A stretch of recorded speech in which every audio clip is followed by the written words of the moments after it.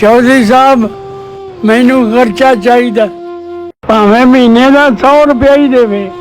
ਲੈ ਬਈ ਬਾਬੇ ਨੇ ਤੇ ਗੱਲ ਹੀ ਮੁਕਾ ਦਿੱਤੀ। ਉਹ ਮਹੀਨੇ ਦਾ 100 ਤੇ ਦੇ ਸਕਦਾ ਕਿ ਨਹੀਂ? हाँ जी चौधरी साहब महीने का 100 तो दे सकदा। ਚੱਲ ਠੀਕ ਹੈ ਜਾ।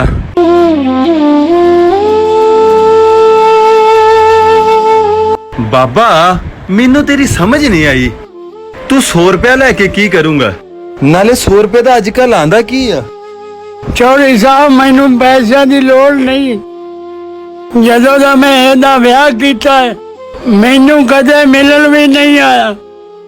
इस 100 देण दे बहाने मैं अपने पुत्र दा चेहरा तो वेख लिया करूंगा।